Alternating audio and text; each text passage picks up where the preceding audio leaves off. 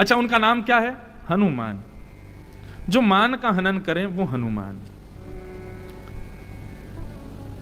प्रसंग आता है, बड़ा सुंदर है। अब सौराष्ट्र में बैठे हैं तो यहां कह सकते हैं। भगवान की अत्यंत समीप द्वारिकाधीश की 3 वस्तु रहती हैं, तीनों को अभिमान हो गया। और अभिमान ठाकुर जी को प्रिय नहीं। किस किस को अभिमान हुआ? पहला अभिमान तो हुआ श्री गरुण जी को।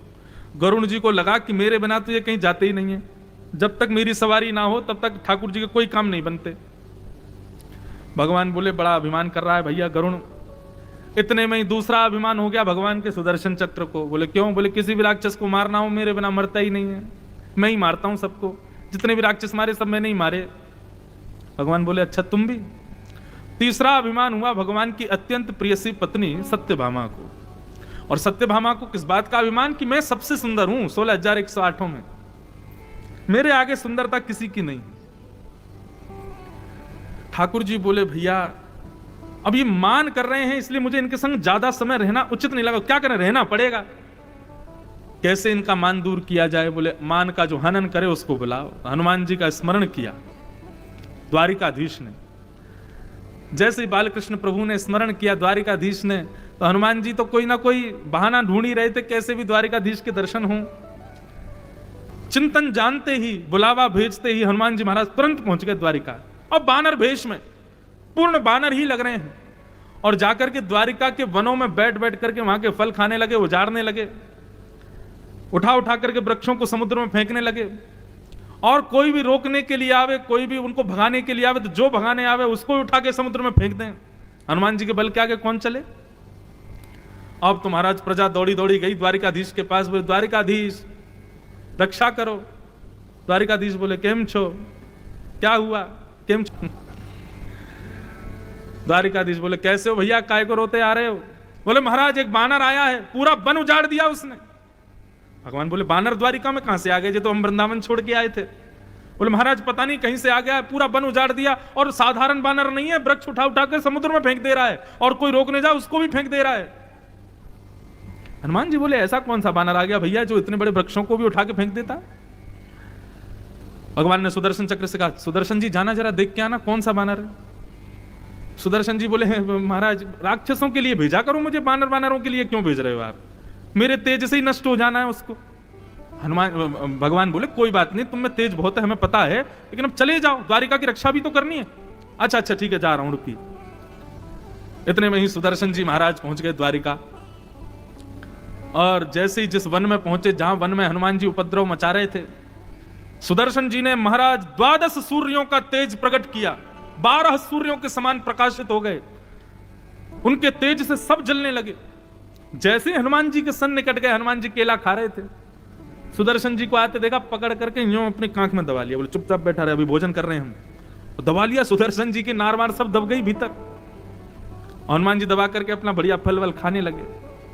शाम हो गई, सुदर्शन जी लौट करके नहीं आए। सुधर्मा सभा सब प्रतीक्षा कर रही है, सुदर्शन जी आ रहे होंगे। शाम जब हुई तो भगवान बोले भैया सुदर्शन कहां रह गया?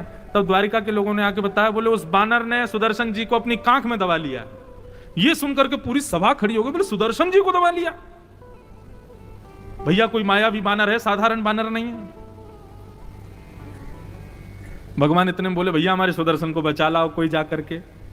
गरुण जी बोले भगवान ये कार्य मुझे दीजिए, मैं अभी जाता हूं और जाकर के सुदर्शन जी को मुक्त करता हूं। तभी एक व्यक्ति आया, उसने आकर के कहा, बोले महाराज बधाई हो बधाई हो। बोले क्या बात की बधाई भैया? बोले वो साक्षात बानर जो है वो साक्षात श्री हनुमान जी महाराज हैं, वो हनुमंत लाल हैं। क्यों? बोले अभी उनका आधा भोजन हुआ तो राम राम का संकीर्तन कर रहे थे, तब समझ में आया कि ये तो हनुमान जी हैं। तब भगवान ने गरुण जी को कहा, अरे भैया हनुमान जी आए हैं, गरुण जी जाओ उनसे कह दो सुदर्शन है इसको मुक्त कर दो, जल्दी आना। और सुनो हम यहां सब तैयारी कर लेते हैं, हनुमान जी आएंगे तो सब व्यवस्था होनी चाहिए, भोजन प्रसाद पाएंगे। अरे भैया हमारे भक्त आए हैं। भगवान ने अब सब अपनी सब पत्नियों को आदेश किया, सब लोग तैयार हो जाओ, बढ़िया पकवान बनाओ, भोजन की तैयारी करो, हनुमान जी आए हैं। यहां पर गरुण जी महाराज को भगवान ने कहा जल्दी जाना जल्दी आना। गरुण जी बोले ये कोई मुझसे कहने की बात है?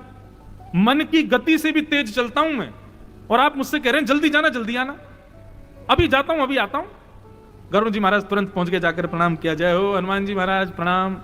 हनुमान जी बोले आओ गरुण कैसे आगमन हुआ? बोले बस द्वारिका में आपका स्वागत है, द्वारिकाधीश आपकी प्रतीक्षा कर रहे हैं। और महाराज वो जो कांख में दबे हैं ना, वो ठाकुर जी के सुदर्शन चक्र दे दो जरा। अच्छा ये सुदर्शन है? अरे भैया सुदर्शन बड़ो भलो मिला, ले भैया ले जाओ। मुझे नहीं पता था ठाकुर जी का, मैंने सोचा पता नहीं कहां से बहुत जोर चमक आ रही थी, तो मैंने कोई ऐसी चमक जान के दबा लिया। वो चमक नहीं महाराज, 12 सूर्यों का तेज था। हनुमान जी से बोले गरुण जी की द्वारिकाधीश आपको याद कर रहे हैं, बढ़िया सब व्यवस्था की गई, आप पधारो अंतःपुर में प्रसादी पाने। हनुमान जी बोले आप चलो, गरुण जी को लेके, सुदर्शन जी को लेके पहुंचो, हम आते हैं। अब गरुण जी तो मन की गति से भी तेज चलते हैं। जैसे ही बगीचे से पहुंचे हैं द्वारिकाधीश के सुधर्मा सभा में, तो क्या पाया? श्री द्वारिकाधीश के चरणों को अपनी गोद में लेकर के हनुमान जी वहीं बैठे हैं और चरण दबा रहे हैं। गरुण जी बोले ये आ गए यहां पे? ये अभी तुम वहां बैठे थे वन में, ये इतनी जल्दी आ गए? मुझसे भी जल्दी आ गए नाथ। मैं अभी इनसे मिलके आया और इनसे बोल के आया कि आप वहां पहुंचो, मेरे आने से पहले ही आ गए। भगवान बोले इनको आए हुए तो आधा घंटा हो गया, चरण दबा रहे हैं बैठ के बढ़िया प्रेम से। गरुण जी बोले मेरा सर घूम रहा है, ये व्यक्ति है कि इंसान है, कौन है, बानर है, क्या है? ये सुदर्शन को कांख में दबा लेता है, मुझसे पहले पहुंच जाता है, ये है क्या? गरुण जी महाराज का भी अभिमान टूट गया, सुदर्शन जी का भी अभिमान टूट गया। अब रह गई थी सत्यभामा। सत्यभामा को अपने सौंदर्य का बड़ा अभिमान। भगवान जब गरुण जी को भेज दिए तो सत्यभामा के पास गए और बोले देखो देवी, हम किसी और से नहीं कहेंगे, क्योंकि हमको तुमसे ही उम्मीद है। सत्यभामा बोली क्या? बोले कि आप बड़ी सुंदर हो सारी पत्नियों में हमारी में। बोले जी, लेकिन अभी जो हनुमान जी आ रहे हैं ना, उनका एक स्वभाव है। बोले क्या? बोले वो हमको दंडवत प्रणाम तभी करते हैं जब हमारे बगल में जानकी जी को देखते हैं। तो हम और किसी से तो क्या अभिलाषा करें, हम आपसे करें जानकी जी जैसा रूप धारण करके आना, ताकि हनुमान जी दंडवत प्रणाम करें। सत्यभामा बोली जानकी जी, जानकी जी जैसे 100 ले आओगे उनको भी मूर्छित कर दूंगी, ऐसा श्रृंगार करके आऊंगी मैं। हनुमान दंडवत की तो छोड़ो, नाचने लगेगा मेरे रूप को देख करके। अभी देखो, अभी श्रृंगार करके आती हूं। भगवान बोले ठीक है। अब हनुमान जी चरण दबा रहे थे, बोले भगवान जल्दी से जानकी जी को बुलाओ ना, मुझे आपको प्रणाम करना। हनुमान जी का नियम अकेले राम जी को प्रणाम नहीं, जानकी जी संग आएंगे तब दंडवत प्रणाम करेंगे। वनवास के बाद ये नियम था हनुमान जी का। बोले जल्दी से बुलाओ ना जानकी जी को, हमको प्रणाम करना, हम कितनी देर के आए हुए। बोले बस आ ही रही है। इतने में ही सत्यभामा आई, सखियां आगे पीछे चल रही हैं, गाजे बाजे बज रहे हैं, और सत्यभामा आई और आकर के द्वारिकाधीश के बगल में आकर के बैठ गए। आकर के बैठ गए। हनुमान जी तो मंत्रमुग्ध तो बैठे थे, चरण ही दबा रहे थे। बहुत देर हो गई, प्रणाम किया नहीं। तो ठाकुर जी ने इशारा किया, बोले हनुमान जी प्रणाम करो, आ गई। हनुमान जी बोले ये आई हैं? बोले हाँ प्रणाम करो। बहुत देर की बैठी बेचारी, 15-20 मिनट से बैठी है, तुम प्रणाम ही नहीं कर रहे। बोले 15? अच्छा मुझे लगा पता नहीं कौन दासी आके आपके बगल में बैठ गई है, इसलिए मैं प्रणाम नहीं कर रहा था। मैं तो प्रतीक्षा कर रहा था जानकी जी आए तो प्रणाम करूंगा, मुझे लगा दास। अच्छा यही है जानकी जी? महाराज क्षमा करना, अब तो मैं प्रणाम तभी करूंगा जब आप अयोध्या आओगे, क्योंकि मेरा नियम टूट जाएगा। क्षमा करना नाथ, आज मैं दूर से ही दंडवत कर रहा हूं, दूर से ही प्रणाम कर रहा हूं। दंडवत प्रणाम तो मैं तभी करूंगा जब जानकी जी आपके बगल में आएंगे। बस हनुमान जी ने काम कर दिया जो जिसके लिए भगवान ने बुलाया था। और जैसे हनुमान जी वहां से गए, यहाँ जामवंत जी के, वो सत्यभामा जी के नेत्रों से आंसू गिरे।